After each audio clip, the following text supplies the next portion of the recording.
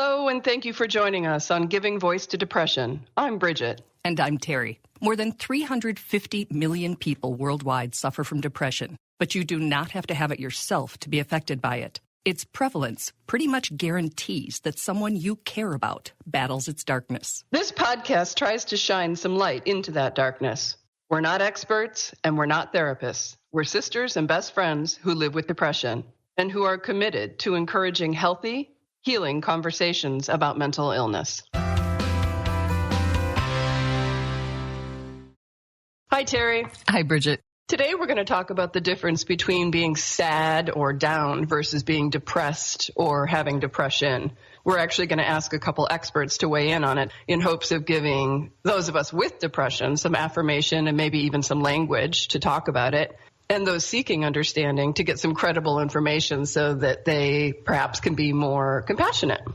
And speaking of credible, I am looking at an article in Psychology Today by a licensed psychologist who I like, Guy Winch. And he says that many of us struggle to tell the difference between these two common psychological states, as you just said, sad or depressed. And he says it's a huge problem that there's confusion because it can lead us to neglect a serious condition that requires treatment, which of course is depression. Or on the other end of the spectrum, we can overreact to a normative emotional state of sadness.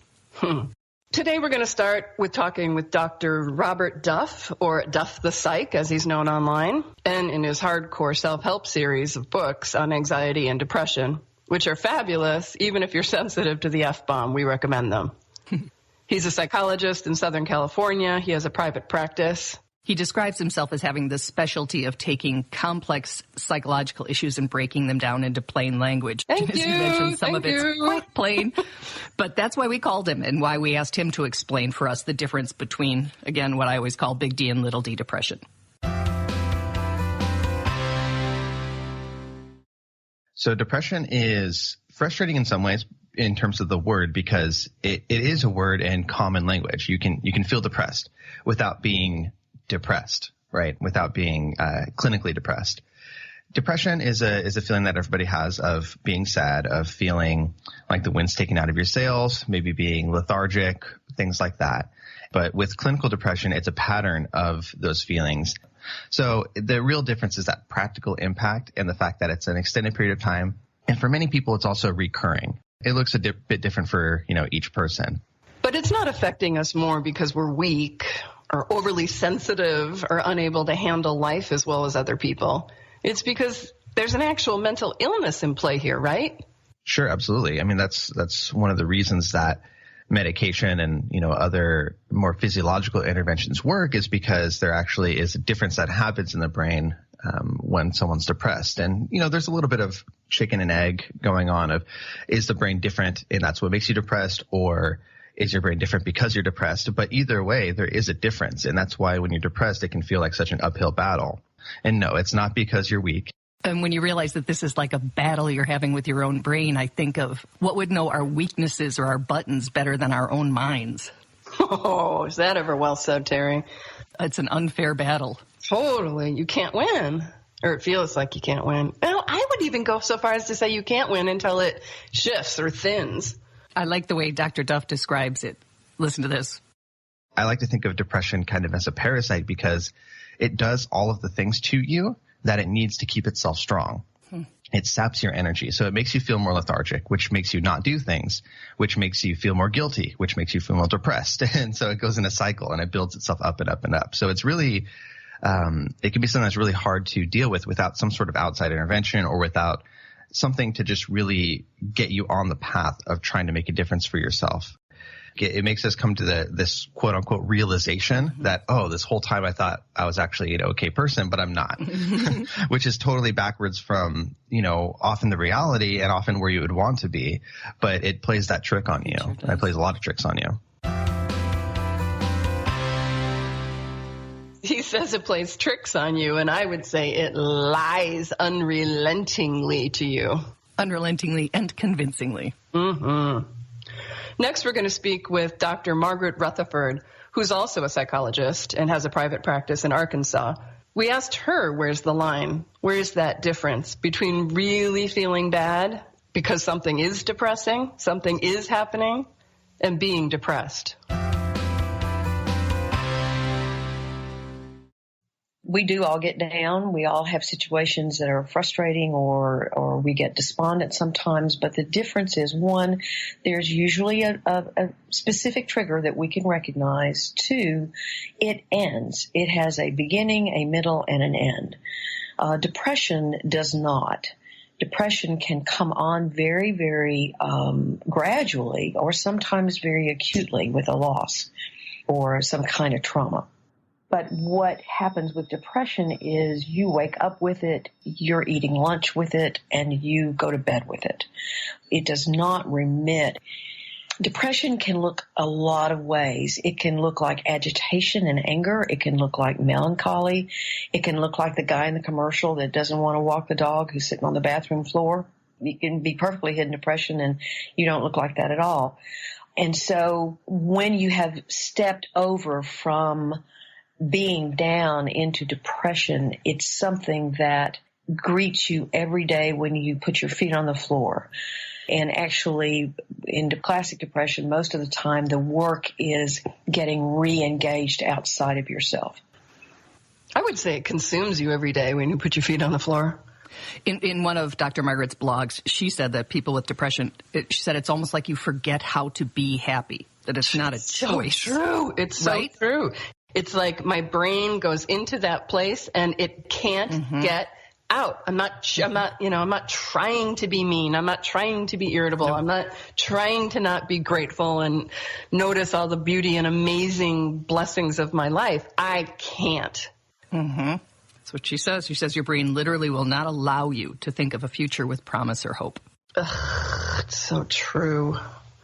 People with depression are not whiners.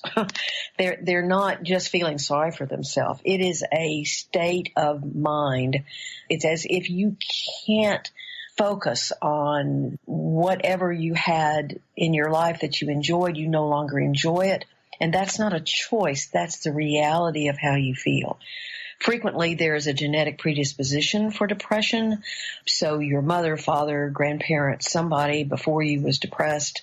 And just like you may have a predisposition for diabetes or a predisposition for cancer, you can have a predisposition for depression. It gives me a bad disposition. It gives you what? A bad disposition. It gives you a bad disposition, and we both have a predisposition. Yeah. So then the third expert we called in to talk about this with us is Dr. Madhukar Trivedi, and he is the head of the Center for Depression Research and Clinical Care at UT Southwestern Medical Center, and said that he thinks it's really important that these conversations are being had, and he weighed in too. So I think in general, the way I explain to lay people is the following. All of us can have ups and downs in life, and when you have a down period, you do feel down, but there are two easy signals that we tell you. One is, even when you are feeling down, if there is some positive thing happening in your life or some positive event occurring or somebody, a loved one calls you, you temporarily or even sometimes immediately get out of that funk and start sort of communicating like you were before. If you have a small deed, the sort of bad day. If you have depression, it is very hard to do that because your ruminative, negative thoughts just overtake no matter what the environment is. And the second thing is that when somebody has a depressive illness, depression syndrome, then that negative thoughts, negative feelings is basically like a cloud hanging over your head, taking over everything you think and feel and do. Is depression real? Nobody should question that whether this is real or not. This is a brain disease and the signs and symptoms are clear, and the difference between somebody who is in the middle of depression and when they are better, thankfully, with the right treatment, that difference is night and day. I don't think that people should question this. This is a very common illness and should not be misunderstood as anything but a real illness, and it's not a weakness. A resource that we'd like to share is on WebMD, and they list 9 symptoms, and we just want to share that with you. Guess what? The first is a depressed mood, sadness, or an empty feeling. A loss of interest or pleasure in activities you once enjoyed. Significant weight loss when not dieting, or significant weight gain. inability to sleep or excessive sleeping, restlessness or irritability, particularly in children and adolescents, or a feeling of dragging, fatigue or loss of energy, feeling of worthlessness or excessive and inappropriate guilt, difficulty thinking, concentrating, or indecisiveness, reoccurrent thoughts of death or suicide without a specific plan or a suicide attempt or a specific plan for committing suicide. And the article says if you have 5 or more of these symptoms for most of the day, nearly every day, for at least 2 weeks, and the symptoms are severe enough to interfere with your daily activities, you may have major depression. And to get yourself into the doctor and see if they can help you manage it. And I think a pill is a huge piece of it, but certainly not the only piece. And it might help you sleep, which is a game changer. Absolutely. Sleep helps everything. So does laughter, which is why it's so nice working with you, Bridget. Love you. Bye. Bye. We hope that our podcasts bring about a little more understanding or help people articulate their experience of depression a little more. And thanks to each and every person who's digging deep and finding the words and finding the courage to give voice to depression. And you can find our podcasts on our website, givingvoicetodepression.com, as well as on iTunes, where we hope you will subscribe, rate, and respectfully comment. And please remember, if you're hurting, speak up. If someone else is hurting, listen up.